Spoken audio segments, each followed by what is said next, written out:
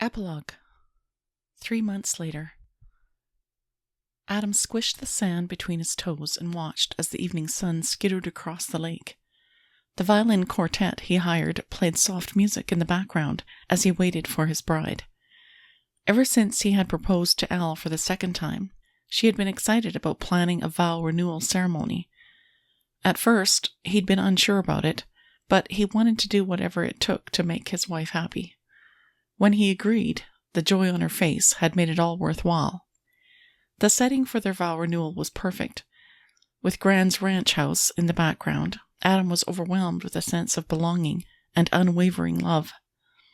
This simple ceremony on the beach, surrounded by a few family and friends, was just right. Elle had invited her students from the horse therapy programs. They all showed up with their caregivers. Bree and Danny sat near the back of the row of chairs, Joanna next to them. A couple of his friends also came to his wedding, along with a few of Elle's friends from their small town.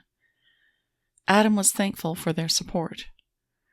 His mom, grandmother, and brothers all were nearby, smiles on their faces. Jack stood by his side as best man. Adam couldn't help but grin at Jack, whose eyes were riveted on the maid of honor that walked toward them. Bella looked beautiful in a simple yellow summer dress. Her long, dark brown hair hung down her back in waves, and the tiny splash of baby's breath by her right ear only added to her beauty. Adam looked forward to teasing Jack later. However, at this moment, he was anxiously waiting the first glimpse of his bride. Then he saw her. Elle stepped out from behind the row of trees that separated the ranch land from the beach.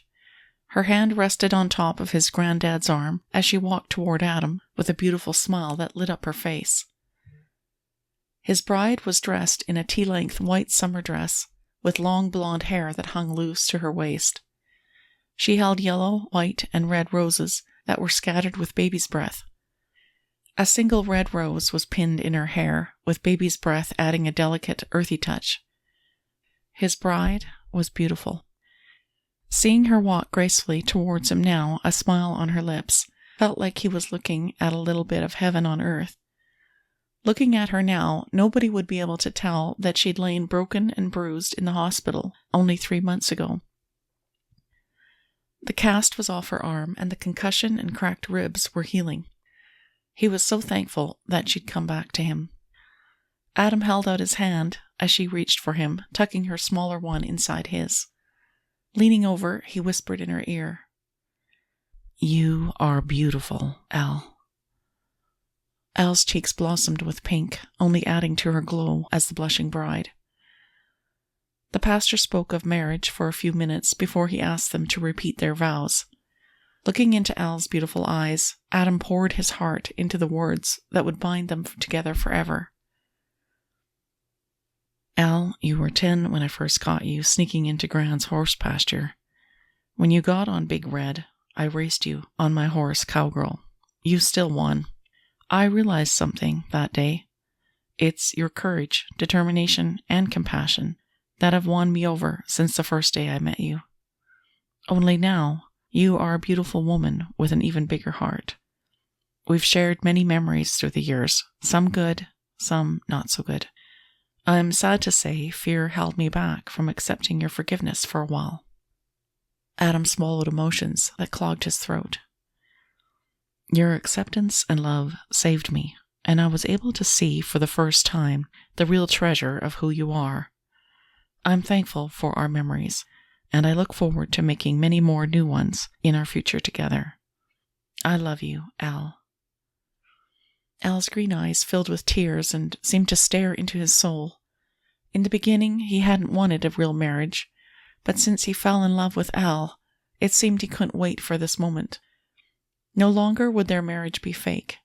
After today, they would have a real marriage based on love and commitment.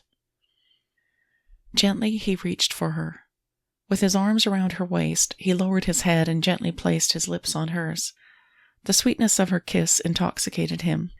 He breathed deeply of her floral scent, loving the way her arms held tightly to him. Having Elle in his arms felt like coming home. Al's knees weakened and her pulse quickened as Adam's warm lips pressed against her own. Her arms slipped further around his waist, holding tightly to her husband. Love had melted her heart and turned her emotions into a gooey, messy puddle. She loved every second of it. It had been such a long wait to find a husband who would love her like this. This kind of love had been on her list from the beginning, but she never really thought it would happen for her. Believing that she wasn't worthy to be loved and that she was someone others pitied had all been lies. Those lies had created wounds and the reasons she had put walls around her heart. She saw that clearly now. Her stepmother had tried to convince her that Adam would regret marrying her. That was another lie that she now realized wasn't true. Adam really did love her. He didn't pity or feel sorry for her. He had wanted Elle to keep justice, and he had given her the deed to her dad's ranch because he loved her. And now Elle truly belonged to a family again. For so long she had felt lost and displaced, and she'd been convinced that would never change. Marrying Adam had shifted everything. Now they were a real family, and she'd been added to the Stevenson family. It was the most wonderful feeling in the world.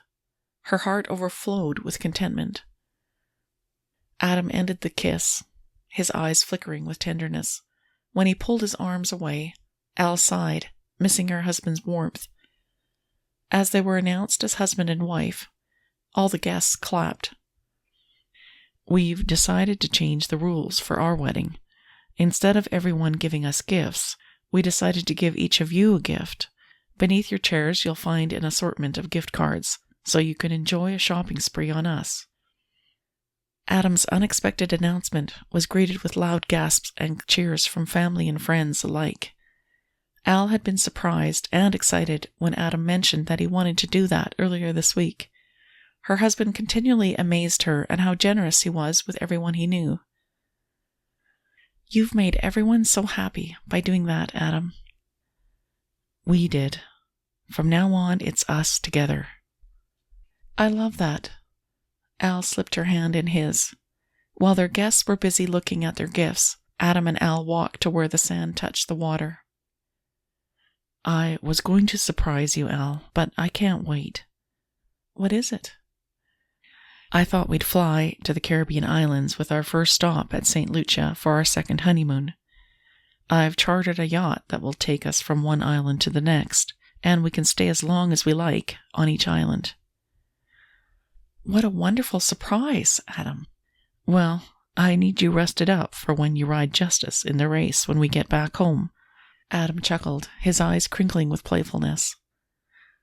"I'll be plenty ready to ride Justice. Don't you worry about that, Adam."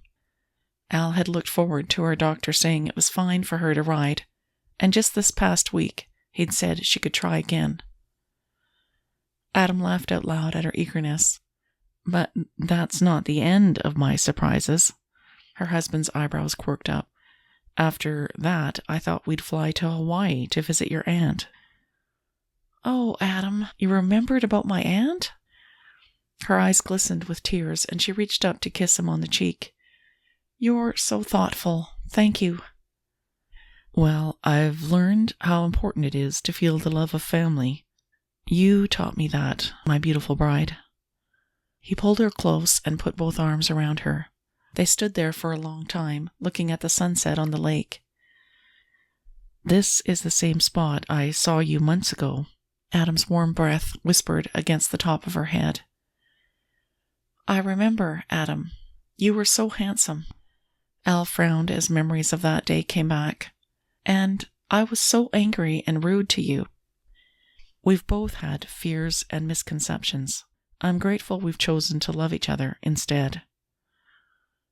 Adam moved closer. Placing his hands on her cheeks, he tipped up her chin. "Our marriage pact was the best thing I ever did, because it brought me you, my beautiful bride. I love you, Al." A single tear rolled down her cheek at his words. She would never get tired of hearing him say those 3 little words. Prequel to book number 2, Jack's story, The Billionaire's Marriage Contract by Melody Archer. Welcome to the first horse racing event at the newly renovated Walker-Stevenson horse racing track. The announcer began as Jack stepped onto the grandstand. Spotting his older brother on the lowest bench, he hurried down the stairs. "Hey, Adam, looks like I got here just in time." Jack playfully punched his brother on the shoulder before he sat down. "By the way, Adam, the place looks really good. Grand would be proud of all these new designs and renovations." "Thanks, Jack." Adam looked over at him. "I haven't seen you for over a month now. How's it been going?" "Good, Adam.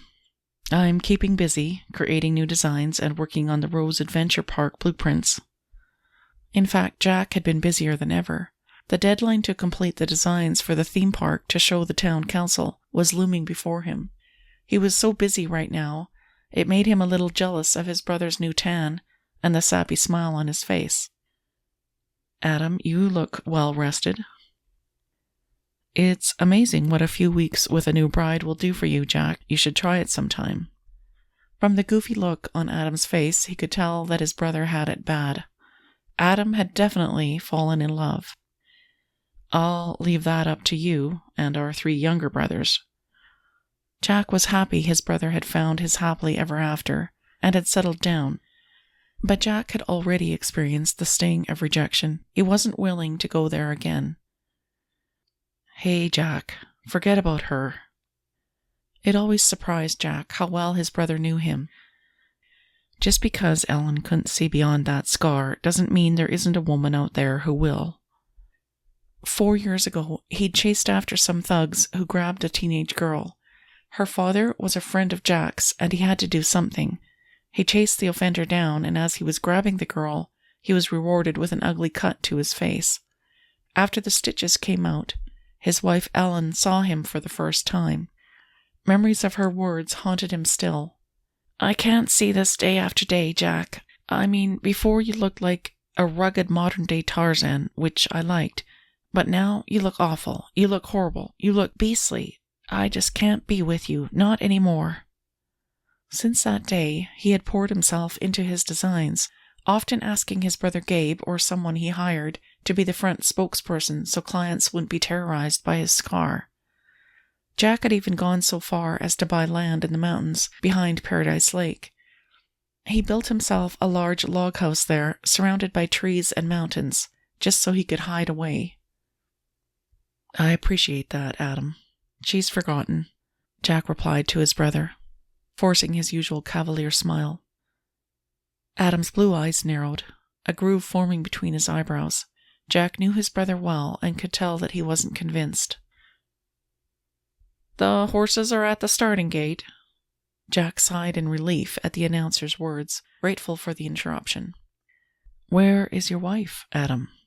Jack stood to his feet along with the rest of the crowd. Good thing Adam always had good seats at the front, or it would be difficult to see the race. "Elle is riding Justice today." Adam pointed to one of the 8 thoroughbreds who were at the starting gate. Jack stared a little closer. Sure enough, he could see a few strands of Elle's blonde hair stick out from the rider in blue. "I'm nervous for her, but I promised, and I'll just have to trust that she'll be fine." Adam ran his hand through his hair, a nervous habit from when they were kids. "She will be fine, Adam. Elle's a good rider." "Yeah, she is." Adam sighed as he watched the agitated horses at the starting gate. "Man, so this is what it's like to fall hard for a woman." Jack's mouth twitched in amusement at the nervous wreck that was his brother. "I think I'll pass." "Don't be too quick to downplay the power of love, Jack. You just have to find the right woman." Adam gave his brother a lopsided grin. "Well, Adam, I don't see that happening anytime soon. Besides, I'm not even dating anyone right now."